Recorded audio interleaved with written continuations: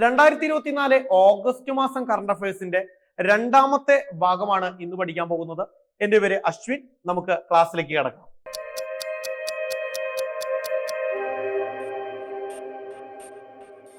ഫിജിയും Timur ലെസ്റ്റയും സന്ദർശിക്കുന്ന ആദ്യ Indian രാഷ്ട്രപതി ദ്രൗപദി മുർമു ആദ്യമായിട്ട് എന്ത് ചെയ്യുന്നു?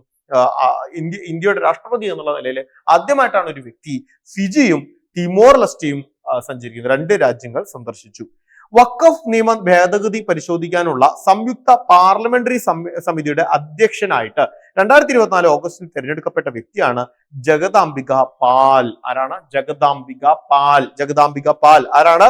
വഖഫ് നിയമ ഭേദഗതി പരിശോധിക്കാനുള്ള സംയുക്ത പാർലമെന്ററി സമിതി, ജോയിന്റ് പാർലമെന്ററി കമ്മിറ്റി അല്ലെ. അപ്പോ സംയുക്ത പാർലമെന്ററി കമ്മിറ്റിയുടെ തലവനായിട്ട് തെരഞ്ഞെടുത്തത് ജഗദാംബിക പാൽ ആണ്. ജഗദാംബിക പാൽ. വഖഫ് നിയമം ജഗദാംബിക പാൽ എന്ന് ഓർത്തു വയ്ക്കുക. വഖഫ് നിയമം ജഗദാംബിക പാൽ. 2024 ഓഗസ്റ്റിൽ ബാങ്കിംഗ് നിയമ ഭേദഗതി ബില്ല് ലോക്സഭയിൽ അവതരിപ്പിച്ചത് നിർമ്മല സീതാരാമനാണ്.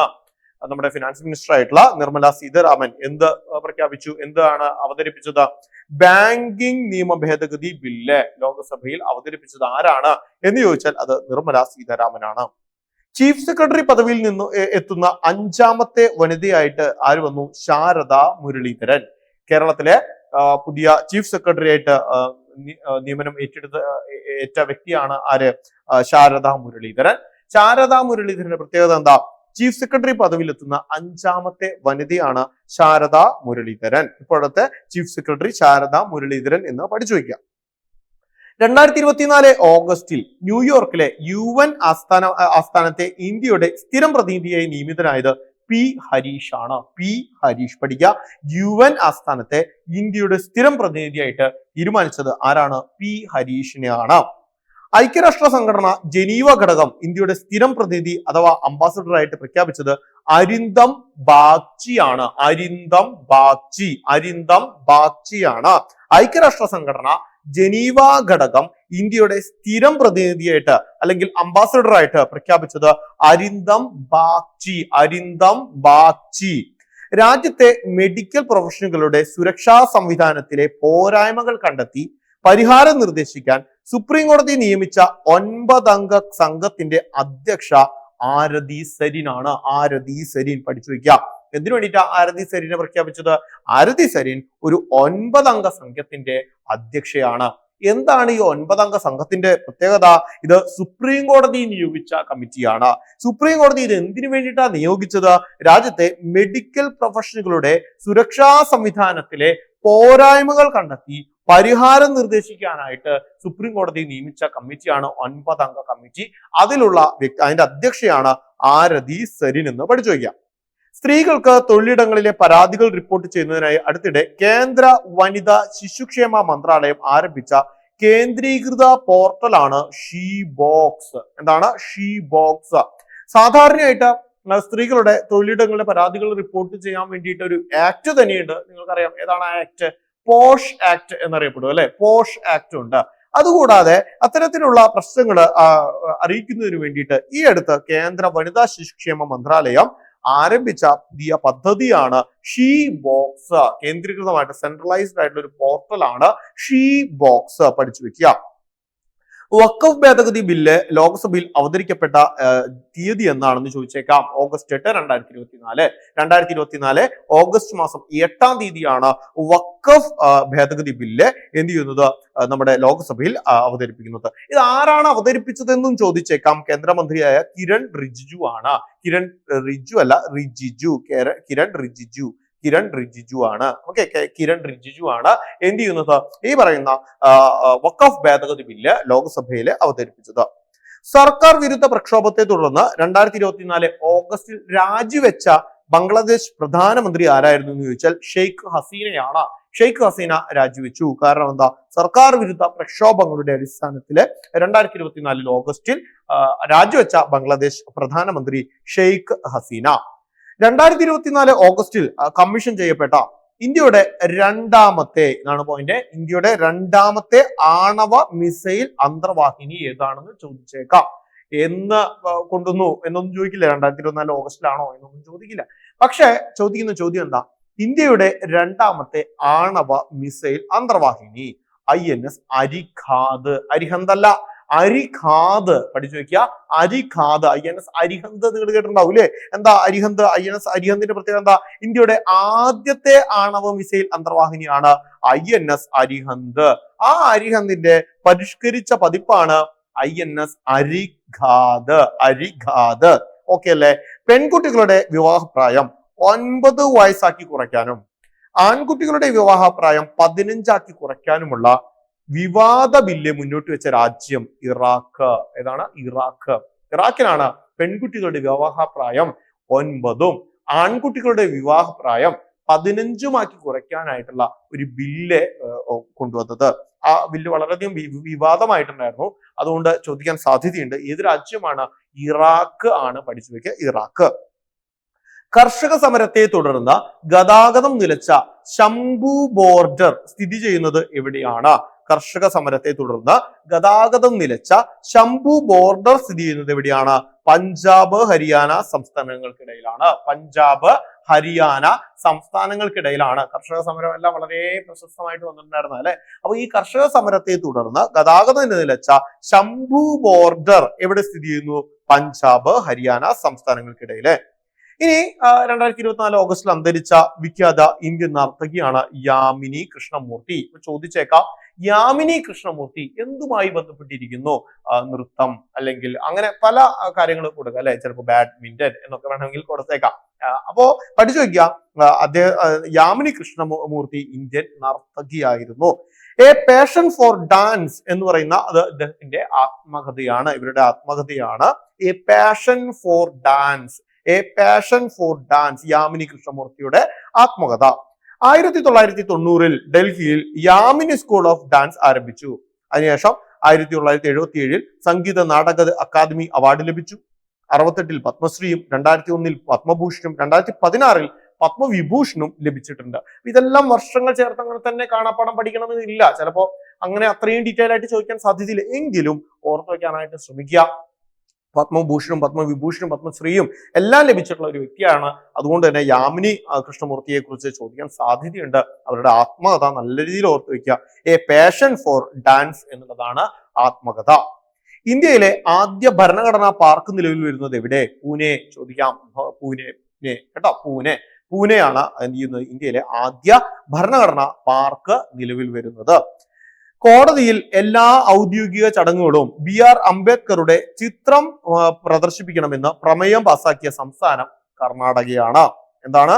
കോടതിയിൽ എല്ലാ ഔദ്യോഗിക ചടങ്ങുകളിലും ഡോക്ടർ BR അംബേദ്കറിന്റെ, അതായത് ഭരണഘടനയുടെ പിതാവ് എന്നറിയപ്പെടുന്ന ഡോക്ടർ BR അംബേദ്കറുടെ ചിത്രം പ്രദർശിപ്പിക്കണമെന്ന പ്രമേയം പാസാക്കിയ സംസ്ഥാനമാണ് കർണാടകം. പഠിച്ചു വയ്ക്കുക. ഇന്ത്യ സന്ദർശിക്കാൻ എത്തിയ മലേഷ്യൻ പ്രധാനമന്ത്രി ആരായിരുന്നു? അൻവർ ഇബ്രാഹിം. അൻവർ ഇബ്രാഹിം. നോട്ട് ചെയ്ത് വെക്കുക. മറ്റേ പല രാജ്യങ്ങളിൽ നിന്നും സന്ദർശകരെല്ലാം ഇന്ത്യയിൽ എത്തുമ്പോഴും ഇന്ത്യൻ പ്രധാനമന്ത്രിയും ഇന്ത്യൻ രാഷ്ട്രപതിയും മറ്റു രാജ്യങ്ങളിലേക്ക് പോകുമ്പോഴും അവിടുത്തെ അത്തരം രാജ്യങ്ങളുടെ ഭരണത്തലവൻ ആരാണ് എന്ന് ചോദിക്കാറുണ്ട്. പ്രധാനമന്ത്രി, പ്രസിഡന്റ് തുടങ്ങിയിട്ടുള്ള ആൾക്കാരെ സ്ഥിരമായി PSC ചോദിക്കുന്നതാണ്. നോട്ട് ചെയ്ത് വെക്കുക. ഇന്ത്യ സന്ദർശിക്കാനെത്തിയ മലേഷ്യൻ പ്രധാനമന്ത്രി. അപ്പോൾ മലേഷ്യയുടെ ഇപ്പോഴത്തെ പ്രധാനമന്ത്രി ആര് എന്നായിരിക്കാം ചിലപ്പോൾ ചോദിക്കാം. അൻവർ ഇബ്രാഹിം. 2024 ഓഗസ്റ്റിന് ശേഷം പിന്നീടുള്ള മാസങ്ങളിൽ നിങ്ങളിത് കാണുന്ന സമയത്ത് അതിനകത്ത് എന്തെങ്കിലും മാറ്റങ്ങൾ വന്നിട്ടുണ്ടോ എന്നുള്ളത് നിങ്ങൾ നോക്കുക. അൻവർ ഇബ്രാഹിം ഇന്ത്യ സന്ദർശിക്കാൻ എത്തിയ മലേഷ്യൻ പ്രധാനമന്ത്രി അൻവർ ഇബ്രാഹിം. 2024 ഓഗസ്റ്റ് പ്രതിരോധം, ഡിജിറ്റൽ എന്നീ മേഖലകളിൽ ഇന്ത്യയുമായി കരാറിൽ ഒപ്പുവെച്ച രാജ്യമാണ് മലേഷ്യ. ഈ മലേഷ്യൻ പ്രധാനമന്ത്രിയായിട്ടുള്ള അൻവർ ഇബ്രാഹിം 2024 ഓഗസ്റ്റിൽ ഇന്ത്യ സന്ദർശിച്ചു. അതിനുശേഷം പ്രതിരോധം, ഡിജിറ്റൽ എന്നീ മേഖലകളിൽ എന്ത് ചെയ്യുന്നു? ഇന്ത്യയുമായിട്ട് കരാറുകളിൽ ഒപ്പുവെക്കുന്നു. അതിലെ ആ ഒരു പോയിന്റിനേക്കാൾ കൂടുതൽ ചോദിക്കാൻ സാധ്യത മലേഷ്യൻ പ്രധാനമന്ത്രി ആരാണ് എന്നുള്ളത് തന്നെയാണ് കേട്ടോ. അടുത്തത് അൽബേനിയൻ നോവലിസ്റ്റ് ആയിട്ടുള്ള ഇസ്മയിൽ ഖറാരെ അന്തരിച്ചു. വളരെ പ്രശസ്തനായിട്ടുള്ള നോവലിസ്റ്റ് ആണ് അൽബേനിയൻ നോവലിസ്റ്റ് ഇസ്മായിൽ ഖറാരെ അന്തരിച്ചു. ഇംഗ്ലീഷിലേക്ക് വിവർത്തനം ചെയ്യപ്പെടുന്ന കൃതികൾക്ക് ലഭിക്കുന്ന പുരസ്കാരം ഏതാണ്? നിങ്ങൾക്കറിയാം, മാൻ ബുക്കർ ഇന്റർനാഷണൽ അല്ലെ? മാൻ ബുക്കർ ഇന്റർനാഷണൽ ആണ്. അത് ആദ്യമായിട്ട് പ്രഥമ ജേതാവ് 2005 ആദ്യമായിട്ട് ലഭിച്ചത് ആർക്കാണെന്ന് ചോദിച്ചാൽ അത് ഇസ്മായിൽ ഖറാരെ എന്ന വ്യക്തിക്കാണ്. അതുകൊണ്ട് തന്നെ അദ്ദേഹത്തിന്റെ ചോദ്യങ്ങൾ വന്നേക്കാം. അദ്ദേഹം ഈ വർഷം അന്തരിച്ചു. The general of dead army, the place of dreams എന്നിവയാണ് പ്രധാനപ്പെട്ട വിവർത്തനങ്ങൾ, അദ്ദേഹത്തിന്റെ വിവർത്തന കൃതികളാണ് the general of dead army, the place of dreams. ഏതൊക്കെയാണ്? The general of dead army, the place of dreams. Albanian novelist ആണ്. അദ്ദേഹത്തിന്റെ പേര് ഇസ്മായിൽ കറാരെ. 2005 ആദ്യത്തെ മാൻ ബുക്കർ ഇന്റർനാഷണൽ ലഭിച്ചു. 2004 വനിതാ 2020 ക്രിക്കറ്റ് ചാമ്പ്യന്മാർ ശ്രീലങ്ക. പഠിച്ചു വയ്ക്കുക, ശ്രീലങ്കയാണ് 2024 വനിതാ 2020 ക്രിക്കറ്റ് ചാമ്പ്യന്മാർ. ഇന്ത്യൻ ഗ്രാൻഡ് മാസ്റ്റർ വിശ്വനാഥൻ ആനന്ദിന് ലിയോൺ മാസ്റ്റേഴ്സ് ചെസ് കിരീടം ലഭിച്ചു. ലിയോൺ മാസ്റ്റേഴ്സ് ചെസ് കിരീടം 2024 ലഭിച്ചത് ആർക്കാണ്? വിശ്വനാഥൻ ആനന്ദാണ്. പഠിച്ചു വയ്ക്കുക. 2027 നടക്കാനിരിക്കുന്ന ടെസ്റ്റ് ക്രിക്കറ്റിന്റെ 150ാം വാർഷികത്തോടനുബന്ധിച്ചുള്ള പ്രദർശന മത്സരത്തിന് വേദിയായി തിരഞ്ഞെടുക്കപ്പെട്ടത് മെൽബൺ ആണ്. ഓസ്ട്രേലിയയിലെ മെൽബൺ ആണ്. നമുക്കറിയാം 1977 മെൽബണിൽ നടന്ന ആദ്യ ടെസ്റ്റ് ആരൊക്കെ തമ്മിൽ? ഓസ്ട്രേലിയയും അവരെ ചിരപരാജികളായിട്ടുള്ള ഓസ്ട്രേലിയയും ഇംഗ്ലണ്ടും ഏറ്റുമുട്ടിയതിന്റെ ഓർമ്മയ്ക്കായിട്ടാണ് 2027 എന്ത് ചെയ്യുന്നത്? ഇത്തരത്തില് മെൽബണിൽ വെച്ച് കളി നടക്കുന്നത്. 1877 ആദ്യമായിട്ട് ടെസ്റ്റ് മത്സരം നടക്കുന്നത്. 1877. ഇപ്പോൾ 2027 എന്ത് ചെയ്യുന്നു? അതിന്റെ 150ാം വാർഷികം ആചരിക്കുന്നു. അടുത്തതായിട്ട് ഉരുൾപൊട്ടൽ രക്ഷാപ്രവർത്തനത്തിന്റെ ഭാഗമായി ഇന്ത്യൻ കരസേന ചുരൽമലയിൽ നിന്ന് മുണ്ടക്കൈയിലെത്താൻ നിർമ്മിച്ച താൽക്കാലിക പാലത്തിന്റെ പേര് എന്ത്? ബെയ്ലി പാലം. നിങ്ങൾക്ക് അറിയാവുന്നതായിരിക്കും, ചോദിക്കാനുള്ള സാധ്യത വളരെ കൂടുതലാണ്. പാലത്തിന്റെ പേര് ബെയ്ലി പാലമാണ്. മേക്കപ്പ് ആർട്ടിസ്റ്റുകളുടെ സ്ഥാപനങ്ങളിൽ GST വകുപ്പ് നടത്തിയ റെയ്ഡിനെ അറിയപ്പെട്ട പേരാണ് ഓപ്പറേഷൻ ഗുവാപ്പോ. എന്താണ്? ഓപ്പറേഷൻ ഗുവാപ്പോ. ഓപ്പറേഷൻ ഗുവാപ്പോ. സി അച്യുതമേനോന്റെ പുതിയ പ്രതിമ നിലവിൽ വന്നത് എവിടെയാണ്? തിരുവനന്തപുരത്താണ്. സി അച്യുതമേനോന്റെ പുതിയ പ്രതിമ നിലവിൽ വന്ന സ്ഥലം തിരുവനന്തപുരം. ആധുനിക തിരുവിതാംകൂറിന്റെ സൃഷ്ടാവായ മാർത്താണ്ഡ വർമ്മയുടെ പ്രതിമ കണ്ടെത്തിയത് എവിടെയാണ്? മാന്നാർ കുട്ടൻപേരൂർ കാർത്യായനി ക്ഷേത്രം, ആലപ്പുഴ. ആലപ്പുഴയിലെ മാന്നാർ കുട്ടൻപേരൂർ കാർത്യായനി ക്ഷേത്രത്തില് ഈ അടുത്ത് മാർത്താണ്ഡവർമ്മയുടെ പ്രതിമ എന്ത് ചെയ്യുന്നു? കണ്ടെത്തുന്നു. ആധുനിക തിരുവിതാംകൂറിന്റെ സ്രഷ്ടാവ് എന്നറിയപ്പെടുന്ന വ്യക്തി ആരാണ്? മാർത്താണ്ഡവർമ്മയാണ്. അദ്ദേഹത്തിന്റെ പ്രതിമ കണ്ടെത്തിയ സ്ഥലമാണ് ആലപ്പുഴ ജില്ലയിലെ മാന്നാർ കുട്ടൻപേരൂർ കാർത്യായനി ക്ഷേത്രം. അടുത്തതായിട്ട് പഠനത്തിൽ മിടുക്കരായ ഭിന്നശേഷി വിദ്യാർത്ഥികൾക്ക് സാമൂഹ്യ നീതി വകുപ്പ് നടപ്പിലാക്കിയ പദ്ധതിയാണ് വിജയാമൃതം. വിജയാമൃതം. ഓക്കെ, വിജയാമൃതം ആർക്ക് വേണ്ടിയിട്ടാ? അത് ഭിന്നശേഷി വിദ്യാർത്ഥികൾക്ക് വേണ്ടി നടത്തിയതാണ്. ആര് നടത്തുന്നതാ? സാമൂഹ്യ നീതി വകുപ്പ് നടപ്പിലാക്കിയ പദ്ധതിയാണ് വിജയാമൃതം. പഠിച്ചു വെക്കുക. സമ്പൂർണ്ണ ഡിജിറ്റൽ സാക്ഷരത കൈവരിച്ച സംസ്ഥാനത്തെ ആദ്യ നഗരം മൂവാറ്റുപുഴ. ഡിജിറ്റൽ സാക്ഷരതയാണ്, സാക്ഷരതയല്ല. പഠിച്ചു വയ്ക്കുക. സമ്പൂർണ്ണ ഡിജിറ്റൽ സാക്ഷരത കൈവരിച്ച സംസ്ഥാനത്തെ ആദ്യ നഗരമായിട്ട് പ്രഖ്യാപിച്ചത് മൂവാറ്റുപുഴയാണ്. കൃഷി വകുപ്പ് ഏർപ്പെടുത്തിയ കർഷക തിലകം പുരസ്കാര ജേതാവ് ആരാണ്? ബിന്ദു കെ. പഠിച്ചു വെക്കുക. Bindu K. Bindu K. Bindu K ആണ് കർഷക തിലകം എന്ന പുരസ്കാരത്തിന്റെ ജേതാവായത്. കേരള കൃഷി വകുപ്പ് ഏർപ്പെടുത്തിയ പുരസ്കാരമാണ് കർഷക തിലകം. ആർക്ക് ലഭിച്ചു? ബിന്ദു കെ. കേര കേസരി പുരസ്കാര ജേതാവ് PT സുഷമ. കേര കേസരി പുരസ്കാര ജേതാവ് PT സുഷമ. മികച്ച കർഷകനുള്ള CB കല്ലിങ്കൽ സ്മാരക കർഷകോത്തമ പുരസ്കാരം ലഭിച്ച ആർക്കാ? അത് CD രവീന്ദ്രൻ നായർ. 3 പേര് പഠിക്കുക. ബിന്ദു കെക്ക് കർഷക തിലക പുരസ്കാരം ലഭിച്ചു. PT സുഷമയ്ക്ക് കേര കേസരി പുരസ്കാരം ലഭിച്ചു. CD രവീന്ദ്രൻ നായർക്ക് എന്താണ് കിട്ടിയത്? കർഷകോത്തമ പുരസ്കാരം ലഭിച്ചു. ഓക്കെ അല്ലേ? അടുത്തതായിട്ട് സ്വന്തം ഉൽപ്പന്നങ്ങൾ വിൽക്കാൻ സംസ്ഥാന സർക്കാരിന് കീഴിൽ നിലവിൽ വരുന്ന ഇ-കൊമേഴ്സ് പ്ലാറ്റ്ഫോമാണ് കെ ഷോപ്പി. K Shopee. പഠിച്ചു വെക്കുക. എന്താണ് കെ ഷോപ്പി? കെ ഷോപ്പി എന്താണ്? കേരള സംസ്ഥാനം കൊണ്ടുവരുന്നതാണ്. ഈ സംസ്ഥാന സർക്കാരിന് കീഴിൽ നിലവിൽ വരുന്ന ഒരു ഇ-കൊമേഴ്സ് പ്ലാറ്റ്ഫോമാണ്. എന്ത് തരം പ്ലാറ്റ്ഫോമാണ് വേണമെങ്കിൽ ചോദിച്ചേക്കാം. എന്താണ് ഈ പറയുന്ന കെ ഷോപ്പി? അതൊരു ഇ-കൊമേഴ്സ്, നമ്മുടെ ഫ്ലിപ്കാർട്ട്, ആമസോൺ പോലെയുള്ള ഒരു ഇ-കൊമേഴ്സ് പ്ലാറ്റ്ഫോമാണ് കെ ഷോപ്പി. സ്വന്തം ഉൽപ്പന്നങ്ങൾ വിൽക്കാനായിട്ട് സംസ്ഥാന സർക്കാർ കൊണ്ടുവരുന്ന ഒരു ഇ-കൊമേഴ്സ് പ്ലാറ്റ്ഫോമാണ് കെ ഷോപ്പി. ദുരന്ത നിവാരണ ഇൻഷുറൻസ് പദ്ധതി ആരംഭിക്കാൻ ഒരുങ്ങുന്ന ആദ്യ ഇന്ത്യൻ സംസ്ഥാനം നാഗാലാൻഡ്. പഠിച്ചു വയ്ക്കുക, നാഗാലാൻഡ്. ദുരന്ത നിവാരണ ഇൻഷുറൻസ് പദ്ധതി ആരംഭിക്കാൻ ഒരുങ്ങുന്ന ഒരു ഇന്ത്യൻ സംസ്ഥാനമാണ് നാഗാലാൻഡ്. ഇന്ത്യയിലെ ആദ്യ ലിഥിയം ഖനി നിലവിൽ വരുന്നത് എവിടെയാണ്? കോർബ, ഛത്തീസ്ഗഡ്. കോർബ, ഛത്തീസ്ഗഡ്. ഛത്തീസ്ഗഡിലെ കോർബ എന്ന സ്ഥലത്താണ് ആദ്യമായിട്ട് ലിഥിയം ഖനി വരുന്നത്. ഇന്ത്യയിലെ ആദ്യ ലിഥിയം ഖനി ചോദിക്കാൻ നല്ല സാധ്യതയുണ്ട്. കാരണം ലിഥിയം അയൺ ബാറ്ററികളുടെ കാലഘട്ടമാണിത്, അല്ലെ? നമ്മുടെ കാറുകളിലും ഈ ഇലക്ട്രിക് വെഹിക്കിളിലെല്ലാം ഉപയോഗിക്കുന്ന ഒരു ബാറ്ററിയിൽ ഉപയോഗിക്കേണ്ട ഒരു മെറ്റീരിയൽ ആണ് ലിഥിയം, അല്ലെ? അപ്പോൾ ലിഥിയം ഖനി വരികയാണ്. ഇന്ത്യയിലെ ആദ്യത്തെ ലിഥിയം ഖനി എവിടെയാണ്? ഛത്തീസ്ഗഡിലെ കോർബയിലാണ്. പഠിച്ചു വയ്ക്കാം. ജോർജ് കുര്യൻ രാജ്യസഭാ ഉപതെരഞ്ഞെടുപ്പിൽ ഏത് സംസ്ഥാനത്ത് നിന്നാണ് എതിരില്ലാതെ തെരഞ്ഞെടുക്കപ്പെട്ടത്? അറിഞ്ഞോ നിങ്ങൾ? കേരളത്തിൽ നിന്നുള്ള രാജ്യസഭാ അംഗമാണ്, മലയാളിയായ രാജ്യസഭാ അംഗം ജോർജ് കുര്യൻ മധ്യപ്രദേശിൽ നിന്നുമാണ് തെരഞ്ഞെടുക്കപ്പെട്ടത്. മധ്യപ്രദേശ്. അടുത്തതായിട്ട് 2024 ഓഗസ്റ്റ് 9 റെയിൽവേ ഭേദഗതി ബിൽ ലോക്സഭയിൽ അവതരിപ്പിച്ചത് അശ്വനി വൈഷ്ണവാണ്. നമുക്കറിയാം, കേന്ദ്ര റെയിൽവേ മന്ത്രിയായിട്ടുള്ള അശ്വനി വൈഷ്ണവാണ് എന്തു കൊണ്ടുവരുന്നത്? റെയിൽവേ ഭേദഗതി ബില്ല് അവതരിപ്പിച്ച ഏത് സഭയിലാണ്? ലോക്സഭയിലാണ്. 2024 ഓഗസ്റ്റ് 9. ഒറ്റ ദിവസം ഏറ്റവും അധികം മരങ്ങൾ നട്ടുപിടിപ്പിച്ച ഗിന്നസ് വേൾഡ് റെക്കോർഡ് സ്വന്തമാക്കിയ സംസ്ഥാനമാണ് മധ്യപ്രദേശ്. പഠിച്ചു വയ്ക്കുക, മധ്യപ്രദേശ് ഗിന്നസ് വേൾഡ് റെക്കോർഡ് കൊണ്ടുവന്നു. ഏത് ഗിന്നസ് വേൾഡ് റെക്കോർഡാണ് എടുത്തത്? ഒറ്റ ദിവസം കൊണ്ട് ഏറ്റവും അധികം മരങ്ങൾ നട്ടുപിടിപ്പിച്ച ഗിന്നസ് വേൾഡ് റെക്കോർഡിന് അർഹമായ സംസ്ഥാനം ഏതാണ്? മധ്യപ്രദേശാണ്. 2024 ഓഗസ്റ്റിൽ ഇന്ത്യൻ സൈന്യം ലഡാക്കിൽ നടത്തിയ സൈനിക അഭ്യാസമാണ് പർവ്വത പ്രഹാർ. പർവ്വത പ്രഹാർ പഠിച്ചു വയ്ക്കുക. പർവ്വത പ്രഹാറാണ് ആര് നടത്തി? ഇന്ത്യൻ സൈന്യം. എവിടെ നടത്തി? ലഡാക്കിൽ നടത്തി. 2024 ഓഗസ്റ്റിൽ ഇന്ത്യൻ സൈന്യം ലഡാക്കിൽ നടത്തിയ സൈനിക അഭ്യാസമാണ് പർവ്വത പ്രഹാർ. പഠിച്ചു വയ്ക്കുക.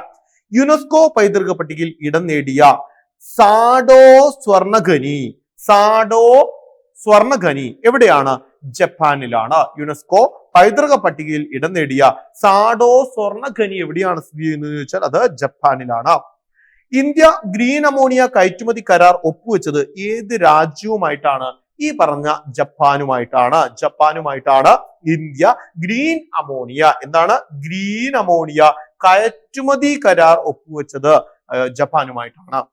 1991 ഉക്രൈൻ സ്വതന്ത്രമായ ശേഷം അവിടെ സന്ദർശിച്ച ആദ്യത്തെ ഇന്ത്യൻ പ്രധാനമന്ത്രി നരേന്ദ്രമോദി. ഇതൊക്കെ ചോദിച്ചാൽ പെട്ടെന്ന് ഉത്തരം പറയാൻ പറ്റും, കാരണം കറണ്ട് അഫയേഴ്സ് റിലേറ്റഡ് ആയിട്ടുള്ള ചോദ്യമാണ് എന്നുള്ളത് കൊണ്ട് തന്നെ നമുക്ക് ഊഹിച്ചിട്ടാണെങ്കിലും നരേന്ദ്രമോദി എന്ന് എഴുതാം.